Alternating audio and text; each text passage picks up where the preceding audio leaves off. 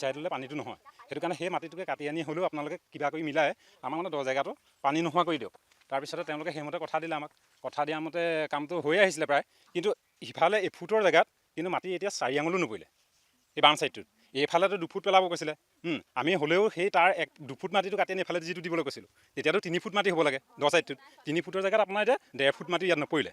নপৰাটো সেইটো গ'ল। যোৱাৰ পিছত চেন গ্ৰেভেল চেন পেলালে। পেলোৱাৰ পিছত তেওঁলোকক সুধিলোঁ যে চেন গ্ৰেভেলটো আপোনালোকে কিমান পেলাব দিছে। তেতিয়া কৈছিলে যে 17 CM। 17 CM জেগাত এতিয়া আপোনালোকে ৰুকি দিলে আপোনালোকে দেখা পাবই 7 CMও নাই পোৱা। তেওঁলোকৰ মতে 17 CM বুলি কৈছে। এতিয়া 7 CM ইয়াত পৰা নাই। আৰু নপৰাৰ কাৰণে মানে এইটো বাৰম্বাৰ ৰুলাৰ এখন আনিছিলে সৰু, সেইখন ভাইভেট কৰা আমি নেদেখিলোঁ। ৰুলাৰখন চলিহে জাষ্ট চলি ফুৰিছিলে। চলি ফুৰোঁতে আপোনাৰ এতিয়া ৰুলাৰ চলাই যোৱাৰ পিছতো এতিয়া দেখিছে আপোনালোকে ট্ৰেক্টৰখন যাওঁতে সেইটো এটা ডবল বনি গৈছে। যদি এতিয়া এই জেগাখন এইটো এটা ৰেম্প হয় নাই, এই ৰেম্পটোত যদি আপুনি এফুট যদি বালি দি এই ব্লকখিনি পাৰি দিবলৈ হ'লে এইটো বৰষুণত এইটো কি হ'ব আপোনালোকে নিজে এবাৰ পৰিদৰ্শন কৰিছেই। আৰু চাওক, ভাবি চিন্তি চাওক চবেই, এইখিনি ব্লক এইখিনি ৰ'বনে নৰয়। তাকে কামটো বহুত বিসংগতিতে চলি আছে, কিন্তু কোনো মানে গুৰুত্ব নিদিয়ে। ঠিকাদাৰে কি আমাৰ ৱাৰ্ড মেম্বাৰক আমি কৈছোঁ, ঠিকাদাৰ নীলমণি কলিতা, তেখেতৰ আণ্ডাৰতে কামটো হৈছে। আৰু চোৱা চিতাত সদায় আমাৰ মেম্বাৰ আহি আছে, ৱাৰ্ড মেম্বাৰ 5 নম্বৰ ৱাৰ্ডৰ যিজন মেম্বাৰ তেখেতো আহি আছে, আমাৰ দীপক কলিতা।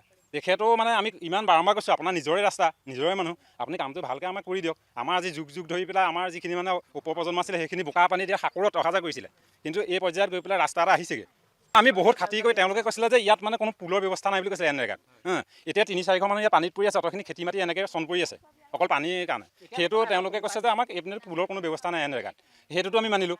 ঠিক আছে আপোনালোকে পাইপ অকণকে আমি বহুৱাই দিয়ক। খাতি কৰাৰ পিছত 18 ইঞ্চি পাইপ এটা আমি বহাই দিলে আমি তাতো একো কৰা নাই। কিন্তু যেতিয়া অকল বালি দি পেলাই এই ৰাস্তাটোত ব্লক পাৰিছে তেতিয়াহে মানে ৰাইজৰ বেছি খং উঠিছে। মানে এইটোকে আমি অনুৰোধ কৰিম যে ৰাস্তাটো আমাক অকণমান সুচল কৰি দিয়ক, ভাল কৰি দিয়ক, যাতে ইটাকেইটা পাৰি থৈ যোৱাৰ পিছ মুহূৰ্ততে খহি নাযায়, আকৌ আগৰ পৰিৱেশটো ঘূৰি আহক বুলি আমি নাভাবোঁ। মানে অকণমান ভাল হ'ব লাগে।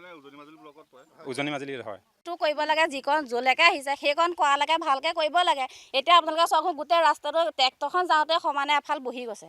আৰু যদি পিছত যদি আকৌ যদি ইটা পাৰি দিয়ে, যদি বৰষুণে যাক যায়, যদি খহি যায়, তেতিয়া সেইটো কোনে কি কৰিব। আৰু যদি বহুত স্কুলীয়া ল'ৰা ছোৱালীও অহা যোৱা কৰি থাকে, মাটি ভালকৈ নাই পেলোৱা, যিমানটো পেলাব লাগিছিলে সিমানটো নাই পেলোৱা, ওপৰত চেন গ্ৰেভেলটো ভালকৈ আনিবা, অ'ত এঠাত পৰিছে ত'ত এঠাত পৰা নাই, তেনেকুৱা হৈছে। আৰু ৰাস্তাটো যিকণ আহিছে ভালকৈ বনাই দিব লাগে। এতিয়া ব্লক পাৰিলে, ব্লক পোৱাৰ আগতে ৰোলাৰখন এদিন আনিলে, সৰু ল'ৰা এখন আনি চলাইছেহি। সেইটো যদি আপোনালোকে চাওক, যদি ছাইডটো যদি এফালৰ পৰা খহি গৈয়ে থাকে, ইটাটোৰ পৰানো কি সামৰ্থক থাকে। ৰাইজে আমি বিচাৰিছোঁ যে কামটো আধৰুৱা কৰিব নোৱাৰে, যিকণ কৰে ভালকৈ আমাক কৰি দিলেই হয়। অহা যোৱা কৰিব পৰাকৈ ভালকৈ মাটিটো আমাক ভালকৈ হেৰি কৰি পেলাই দিলেই হ'ব। এতিয়াতো আপোনাৰ ট্ৰেক্টৰখন যাওঁতেতো ভাগিছে, আৰু কামটো আপোনাৰ নীলমণি হয়, তাৰপৰা ৱাৰ্ড মেম্বাৰ দীপক, সেইটো নীলমণি কলিতা হয়, সেইজনৰ আণ্ডাৰত আহিছে। তাৰপৰা এজন দীপকজন হৈছে আমাৰ ৱাৰ্ড মেম্বাৰ।